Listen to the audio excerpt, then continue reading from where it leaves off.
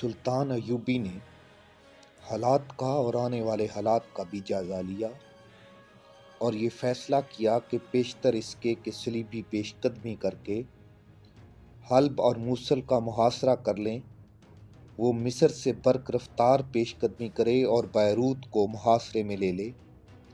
یہ بڑا ہی نازک اور خطرناک فیصلہ تھا۔ بیروت کو محاصرے میں لینے کے لیے اسے فوج دشمن کے علاقے میں سے گزار کر لے جانی تھی۔ راستے میں ہی تصادم کا خطرہ تھا۔ بہرحال سلطان ایوبی نے تمام خطروں کا جائزہ لے لیا تھا اور ہر قسم کی صورتحال کا مقابلہ کرنے کے لیے تیار تھا۔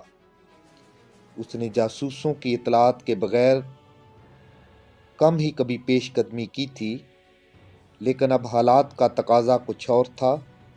اسے سب سے زیادہ ضرورت اس اطلاع کی تھی کہ عز الدین کی نیت کیا ہے اور کیا رضیہ خاتون کا وہاں کوئی اثر پڑ رہا ہے یا نہیں۔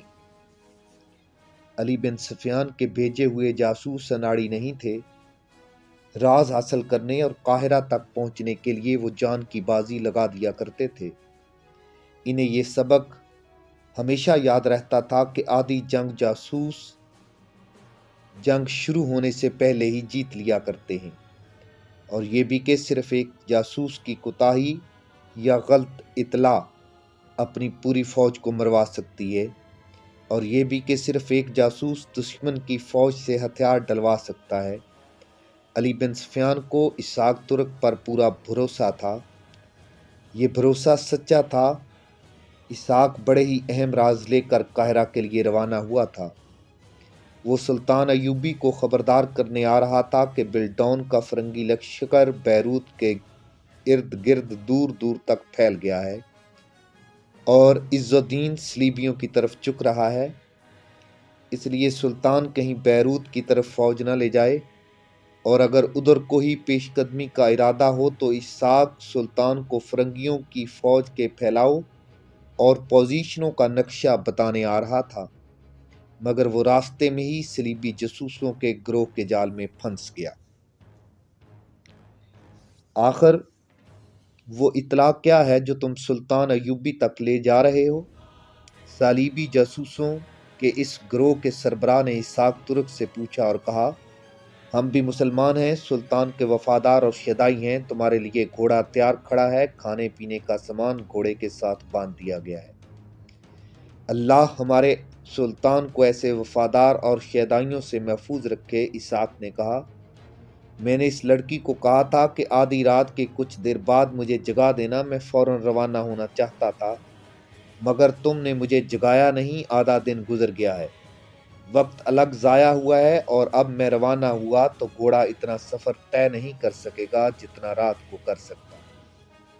تم بہت تھکے ہوئے تھے، میرینا نے پیار سے کہا، تم ایسی گہری نیند سوئے ہوئے تھے کہ تمہیں جگانا ظلم سمجھا۔ گھوڑا اتنا اچھا ہے کہ جو وقت ضائع ہوا ہے گھوڑا اسے پورا کر دے گا۔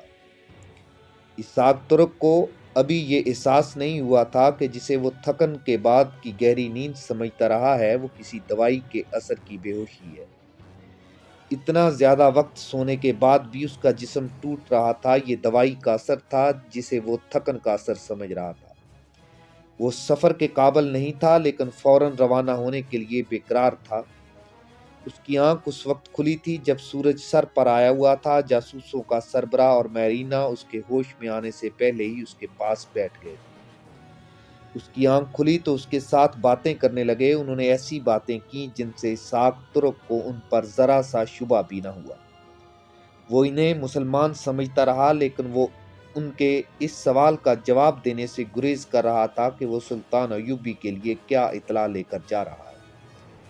سربراہ باہر نکل گیا۔ یہ اشارہ تھا کہ میرینا اسے اپنے جادو سے رام کرے۔ اس دلکش لڑکی نے اسے جذبات کو مشتعل کر دینے والے انداز سے کہا کہ وہ اسے دل و جان سے چاہنے لگی ہے، اور بھی بہت کچھ کہا۔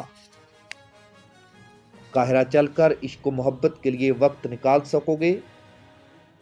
اسحاق نے کہا، اگر تم مجھے دل و جان سے چاہتی ہو تو مجھے فرض ادا کرنے میں مدد دو۔ وہ اٹھ کھڑا ہوا اور خیمے سے نکل گیا، کہنے لگا، مجھے فوراً گھوڑا دو۔ کچھ کھا پی لو۔ میرینا اسے بازو سے پکڑ کر خیمے میں واپس لے جاتے ہوئے کہنے لگی، میں تمہیں بھوکا پیاسا تو نہیں جانے دوں گی۔ وہ اسحاق سے بغلگیر ہو گئی، مگر اسحاق کو فرض نے پتھر بنا دیا تھا۔ میرینا نے اسے بٹھایا اور خیمے کے دروازے میں جا کر بلند آواز سے کہا، کھانا فوراً لاؤ، وقت نہیں ہے۔ کھانا باربرا لے کر آئی اور اسحاق کے آگے رکھ کر پیچھے ہٹ گئی۔ میرینا اسحاق کے پاس بیٹھی تھی اور باربرا ادھر جا کھڑی ہوئی جدھر میرینا کی پیٹھ تھی۔ اسحاق نے کھانا کھاتے ہوئے باربرا کی طرف دیکھا۔ باربرا میں ہاتھ میں چھوٹی سی سلیب چھپا رکھی تھی۔ اس نے یہ سلیب اسحاق کو دکھائی، اپنے سینے پر ہاتھ رکھا، میرینا کی طرف اشارہ کیا، پھر باہر کو اشارہ کر کے انگلی ہلائی اور انگلی اپنے ہونٹوں پر رکھی۔ وہ خیمے سے نکل گئی۔ یہ اشارے اتنے واضح تھے کہ اسحاق صاف سمجھ گیا سب سلیبی ہیں اور انہیں کچھ نہیں بتانا۔ وہ چونک اٹھا، لیکن استاد تھا، اپنے رد عمل کا اظہار نہ کیا۔ شک پختہ ہو گیا۔ اسے اس سوال کا جواب مل گیا کہ یہ لوگ اس پر اصرار کیوں کر رہے ہیں کہ وہ سلطان ایوبی کے لیے کیا اطلاع لے کر جا رہا ہے۔ تب اسے یہ خیال بھی آیا کہ اسے نیند پر اتنا قابو تھا کہ ایسی بے ہوشی کی نیند کبھی بھی نہیں سویا تھا۔ اسے جاگتے ہی ناک میں عجیب سی بو بھی محسوس ہوئی تھی۔ وہ جان گیا کہ اسے سوتے میں بے ہوش کر دیا گیا تھا، مگر اسے اس سوال کا کوئی جواب نہ سوچا کہ دوسری لڑکی اسے یہ اشارے کیوں کر گئی ہے۔